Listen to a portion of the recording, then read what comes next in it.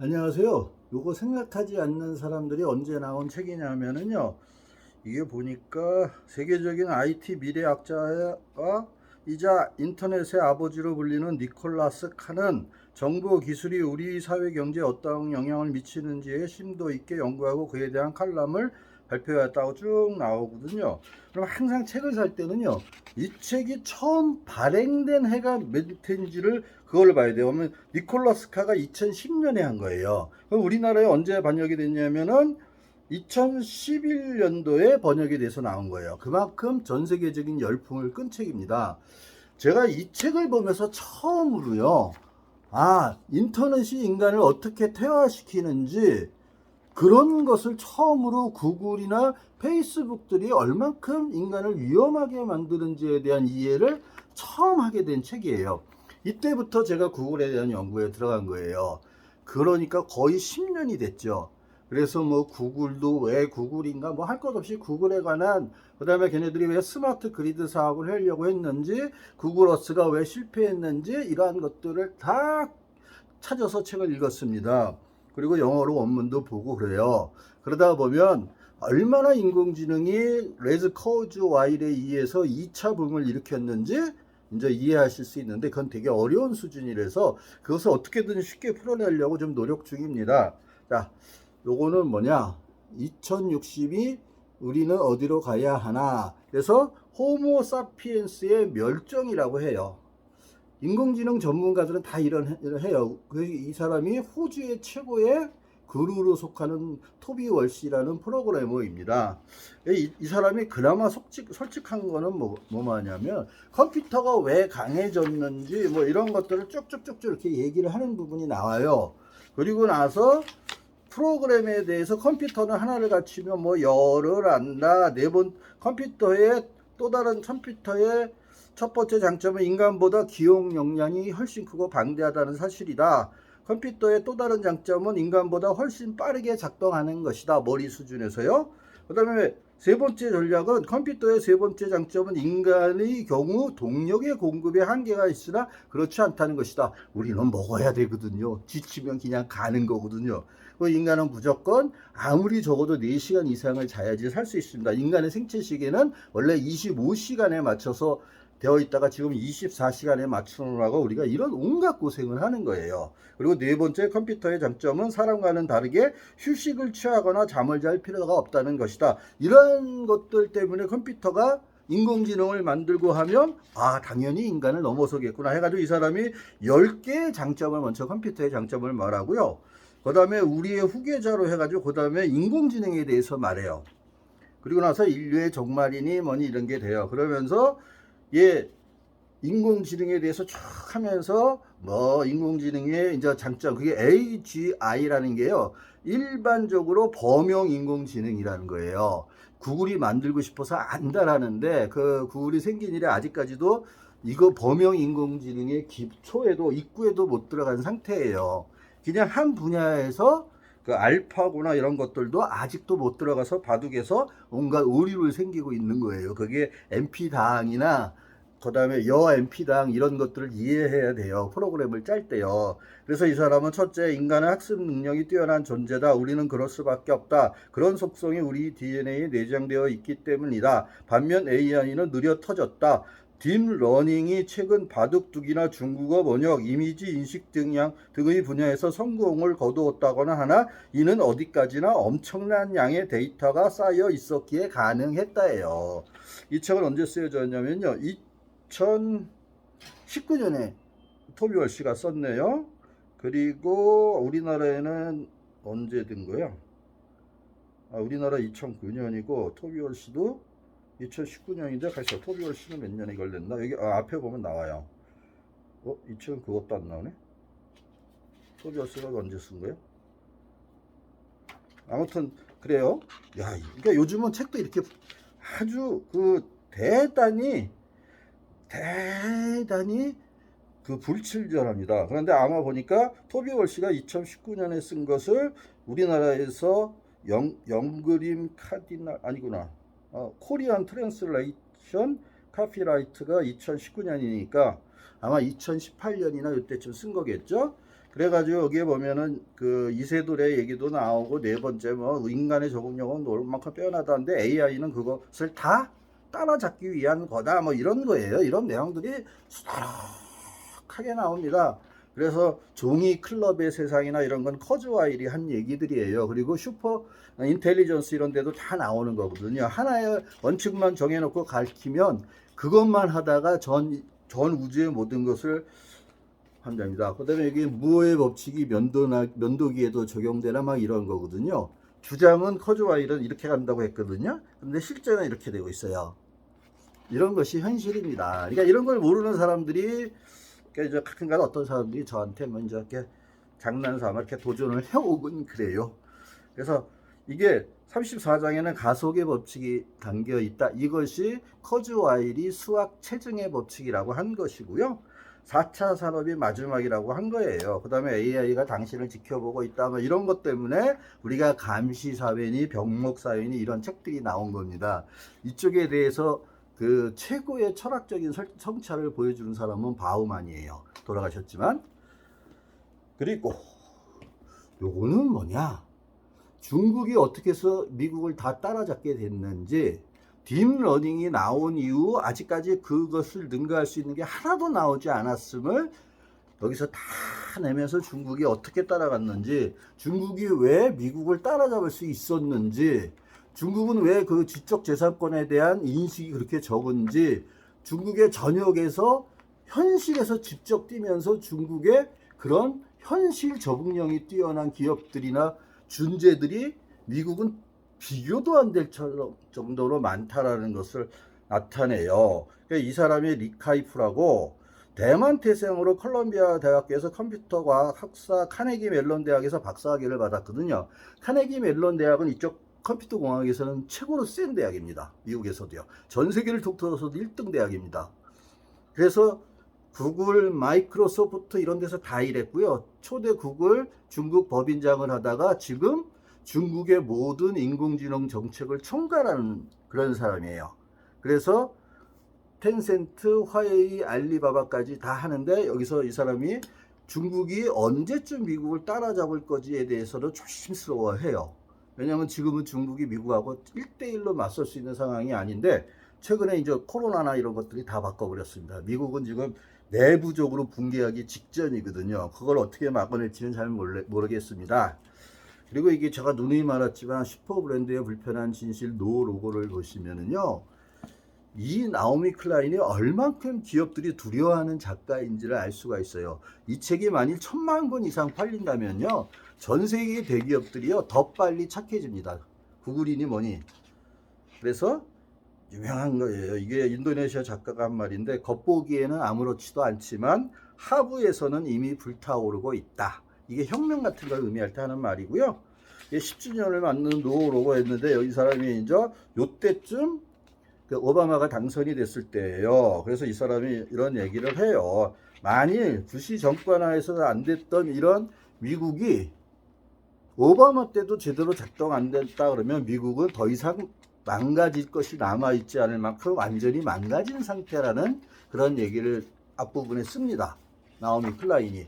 그리고 나서 뭐 그 애플의 공장 얘기, 나이키부터 나이키가 어떻게 마케팅으로 먹고 살았는지 선택을 강요한다 뭐 해가지고 세계적인 기업들, 애플이 얼마큼 사악한 기업인지 이런 것들이 여기에 다 들어 있습니다. 그 다음에 쇼크 독트린으로 이어지고, 그 다음에 트럼프를 하기 위해서 노로도 충분하지 않다라는 책을 쳤고, 최근에는 이게 모든 것을 바꾼다는 지구온난화까지 넘어간 위대한 석학입니다.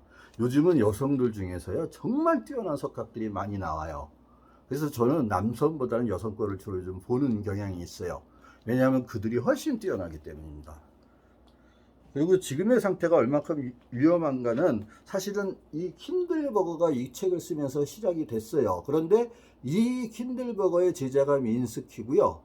그 다음에 이 킨들버거의 위로 가면 존 메이워드 케인즈의 일반 이론이 나와요.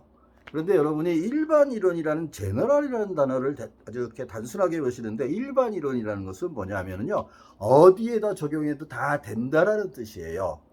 그래서 그 그 상대성 이론을 한 누구냐, 아인슈타인이요. 처음에는 특수 상대성 이론을 발표해놓고 보니까 이게 일반적이질 못한 거예요. 어떨 때는 적용이 안 돼요. 그래서 우주상수 9개를 만들어서 일반 상대성 이론이라는 걸 만들어서 일반을 붙인 겁니다. 그래서 일반을 붙인다라는 것은요, 학자로서는 오만의 극치입니다. 그런데 케인즈는 그것을 붙일 만큼 천재였고요. 일반 이론을 쓴 이후로는 경제학에 관심이 없어서 그냥 경제학을 더 이상 안 했던 사람입니다.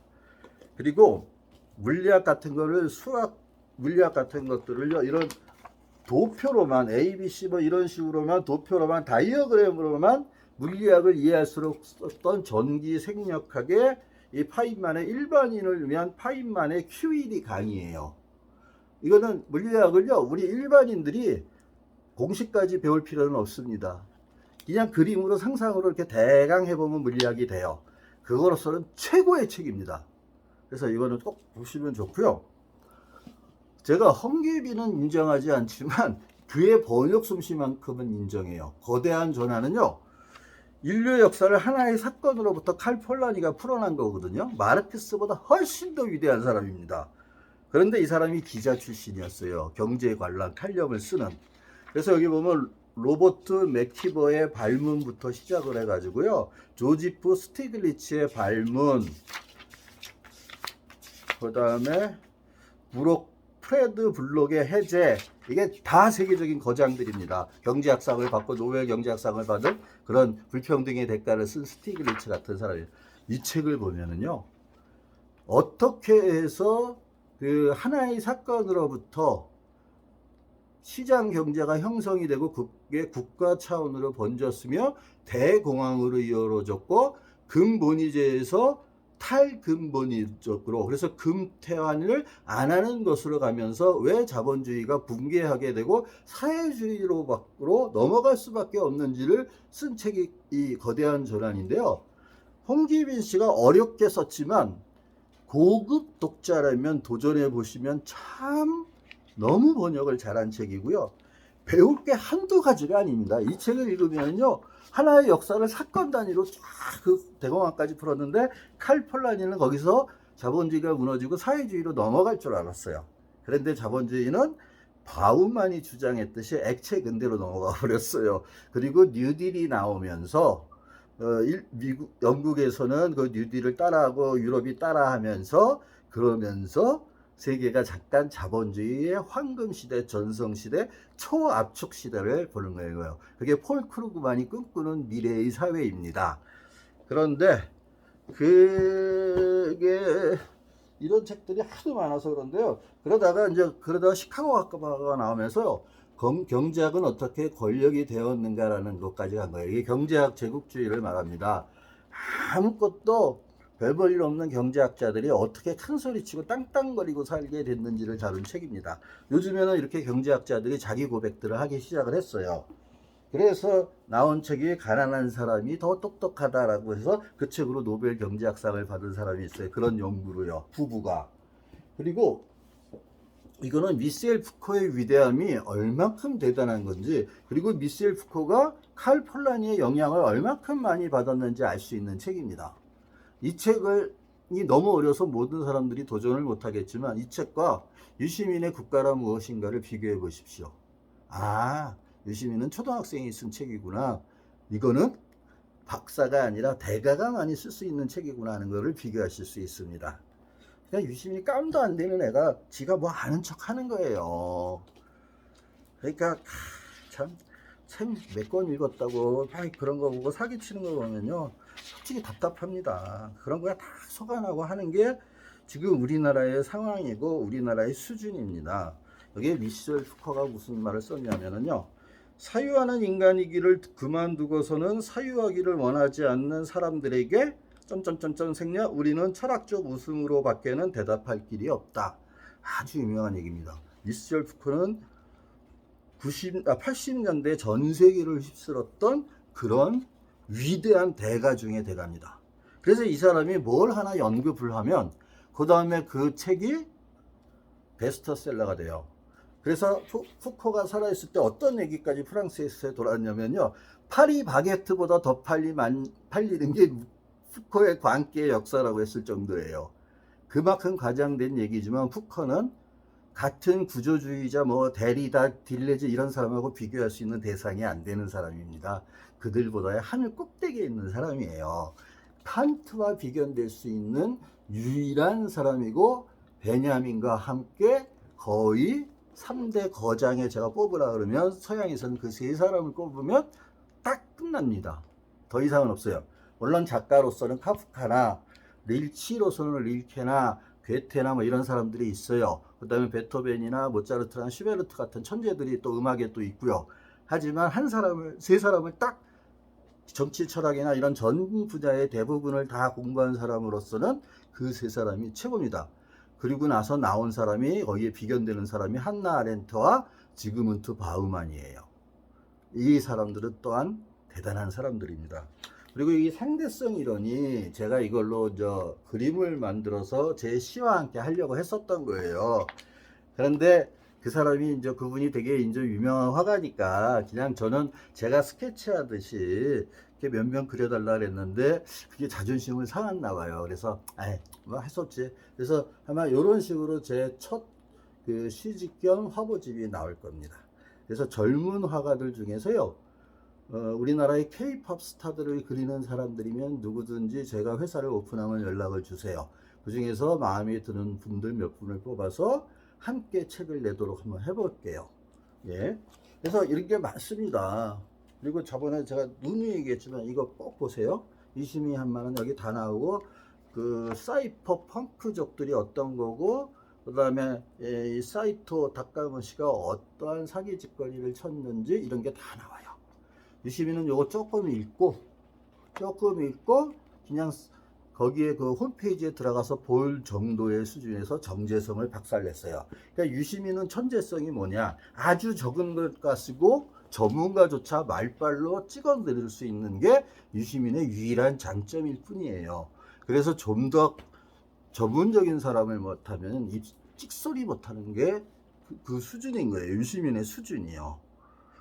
그리고 이거는 요즘의 젊은이들이 꼭 보기를 제가 권하는 책이에요. 이 책이 언제 나왔냐면 너무 오래돼서 이게 피터 코닝이 쓴 건데 이 책을 가지고 뭐 우리나라의 그 뭐 경향신문이 이런데 한겨레니 뭐 이런 데에서 그 뭐 있잖아요. 뭐 유씨가 뭐 이동근인가 뭐 하는 놈 있잖아요. 그런 놈들이 특히 프레시안 같아서 안 되는데요. 이게 이념에 상관없이 세상 사람들이 이 미래 세대들이 행복하려면은 어떠한 사회로 가야 되는지 이게 이제 문재인 대통령과 노무현 대통령이 꿈꾸었던 사람 사는 세상이고 사람이 먼저인 세상입니다.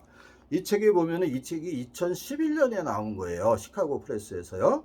그리고 우리나라에서도 2011년에 한국어로 번역이 됐네요. 그러니까 그만큼 이게 서양에서는 중요한 내용이기 때문에 미국의 그 공정한 사회가 어떻게 해서 왔는지 이런 내용들이 여기에 쫙 들어 있습니다.